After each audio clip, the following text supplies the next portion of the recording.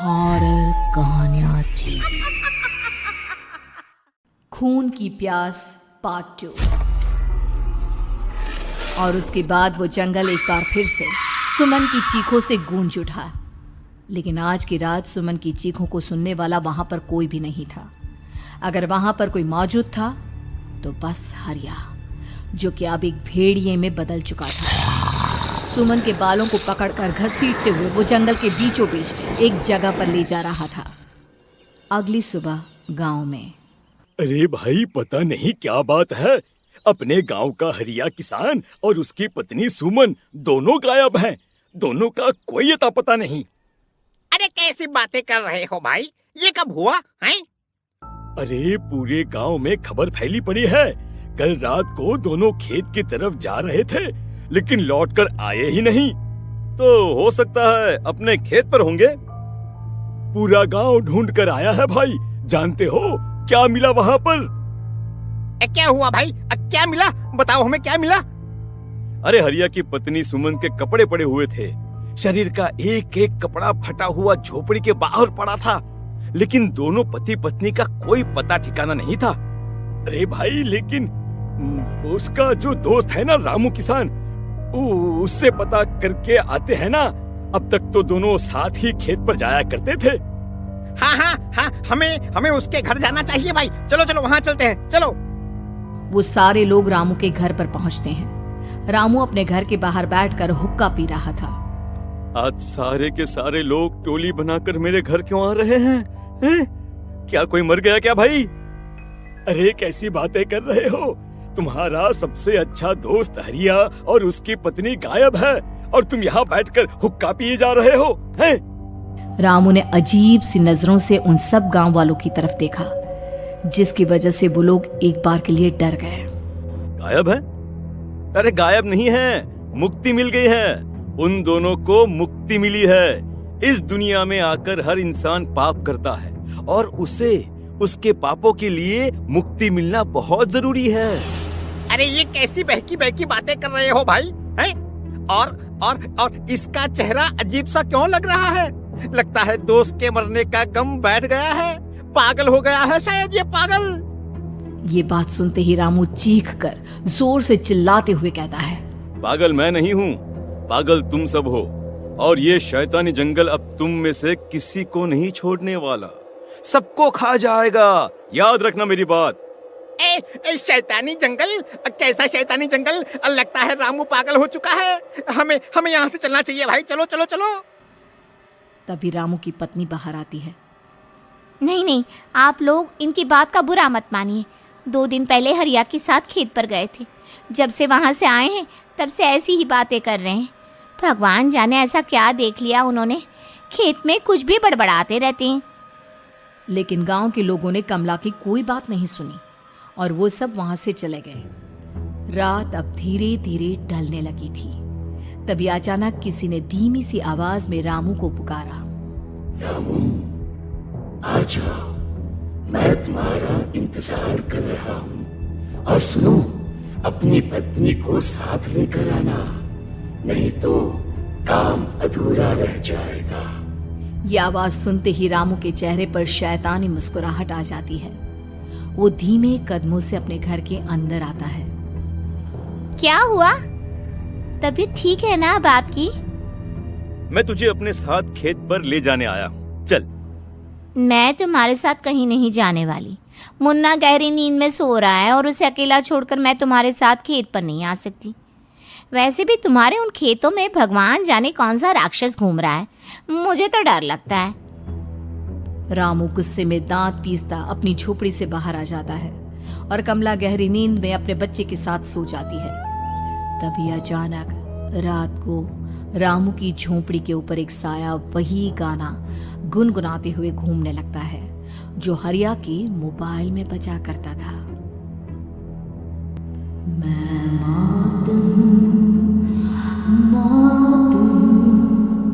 मौत जो बसरी है चारों ओर, जो आएगी कहीं से भी निगल जाएगी सबको। मैं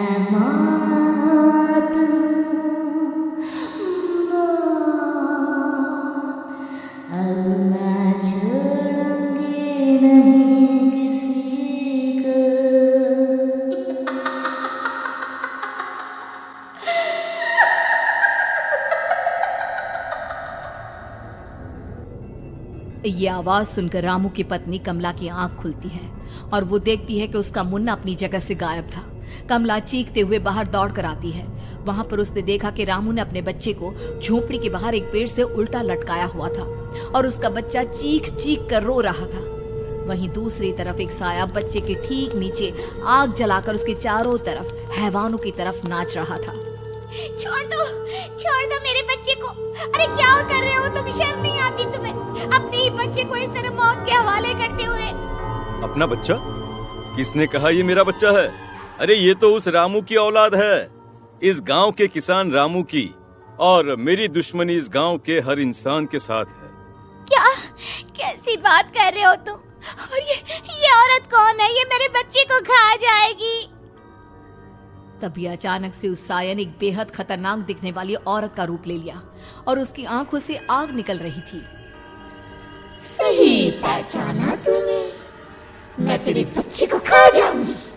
अगर तू अपनी इस हैवान पति रामू के साथ जंगल नहीं आए तो मैं तेरे बच्चे को खा जाऊंगी। लेकिन क्यों? आखिर क्या चाहती हो तुम मुझसे? मुझे जंगल क्यों ले जाना चाहती हो? औरत बुरी तरह से ठहाके मार मार कर जोर जोर से हंसने लगी और साथ में रामू भी। ये तो तुझे वहाँ चलने के बाद ही पता चलेगा ना।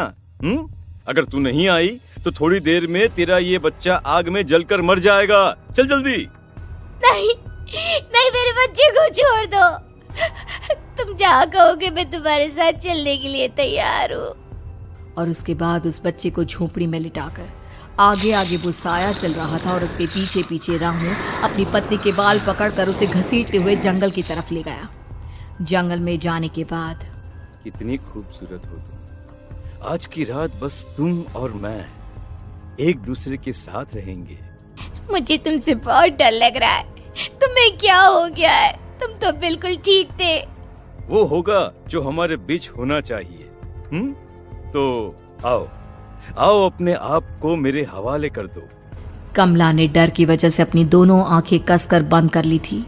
रामू ने बुरी तरह से चीख कर कमला से कहा, आंखें खोलो अपनी और मेरी तरफ देखो। कमला ने जैसे ही अपनी आंखें खोली उसने देखा कि रामू एक खतरनाक खूनी हैवान में बदल चुका था। कौन हो तुम? जाने दो मुझे। क्या चाहते हो मुझसे? वही जो एक आदमी एक औरत से चाहता है। मैं तुम्हारा पति रामू नहीं बल्कि इस जंगल का एक भेड़िया हूँ, और आज की रात तुम्हारे खून से अपनी प्यास बुझा जाऊं। और उसके बाद वो जंगल कमला की दर्दनाक चीखों से गूंज उठा।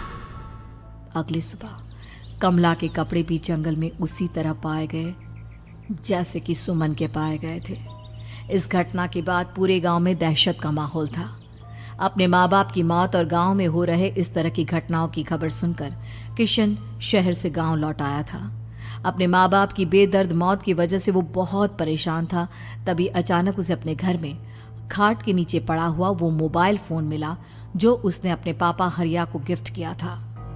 अरे कितने प्यार से पापा के लिए मोबाइल फोन लेकर आया था। इसे एक दिन भी काम में नहीं ले पाए। और आखिर कौन है जो गांव में इस तरह की हत्याएं कर रहा है? क्या है इन सब के पीछे? क्या है? मुझे पता करना ही होगा, वरना एक दिन पूरा का पूरा गांव खाली हो जाएगा। इस गांव में एक भी जिंदा इंसान नहीं बचेगा। गांव के लोगों की मदद करने के इरादे से किशन अपने गांव से दूर एक दूसरे गांव में बहुत बड़े तांत्रिक के पास मिलने के लिए गया। तांत्रिक बाबा, अब आप ही कुछ उपाय बता सकते हैं। भगवान जाने हमारे गांव को किसकी नजर लग गई है। नजर नहीं लगी है, किसी ने तुम्हारे गांव को बद्दुआ दी है। किसी सताई हुई आत्मा का प्रकोप है और अब वो पूरे गांव में किसी को नहीं छोड़ेगी जब तक उसकी आत्मा को शांति नहीं मिल जाती। अरे लेकिन ऐसा कौन है बाबा?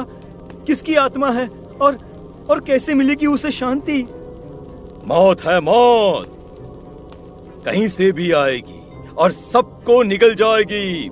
इससे बचने का सिर्फ एक ही उपाय है, लेकिन उस उपाय को करना आसान नहीं होगा। जो भी उस उपाय को करने की कोशिश करेगा उसकी जान जा सकती है। भले ही मेरी जान चली जाए, लेकिन मैं अपने गांव के लोगों की जान बचाने की पूरी कोशिश करूंगा बाबा। तो ठीक है, फिर अगली अमावस की रात जैसा मैं कहता हूँ वैसा ही करना। अमावस की रात तांत्रिक के बताए अनुसार किशन अपने साथ केरोसिन लेकर जंगल की तरफ चल पड़ा। उसके हाथ में देवी के मंदिर का सिंदूर भी था। किशन जंगल के बीचों बीच पहुंचा। ये देखकर उसकी आंखें फटी की फटी रह गई। वहां एक उबलते पानी का तालाब था और कई लोगों की लाश लटक रही थी। किशन के माँ बाप की लाश भी वहीं थी। माँ, बापू, क्या हो गया? ये क्या हो गया? तभी वहां पर एक औरत और आदमी आते हैं। उन्हें देखकर किशन चौंक जाता है। गोपाल काका, आपकी तो 5 साल पहले मौत हो गई थी।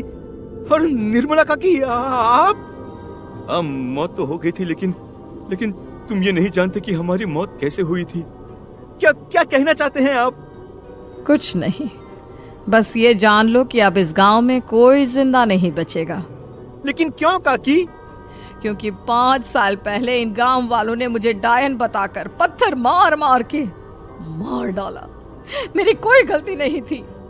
गांव का एक बच्चा क्या लापता हुआ, सारा इल्जाम मेरी पत्नी पे डाल दिया। और जब मैंने निर्मला की जान बचाने की कोशिश की तो मुझे भी मार डाला। आपके साथ ये बहुत गलत हुआ काकी, लेकिन आप जो कर रहे हैं वो भी सही नहीं है ना? तुम यहाँ से चले जाओ वरना तुम भी नहीं बचोगे। हमारी आत्मा पिछले 5 साल से मुक्ति के लिए भटक रही है। चले जाओ यहाँ से। मौका देखकर किशन सिंदूर उन दोनों के ऊपर डाल देता है। उनका शरीर जलने लगता है और वो भयानक तरीके से चिल्लाने लगते हैं।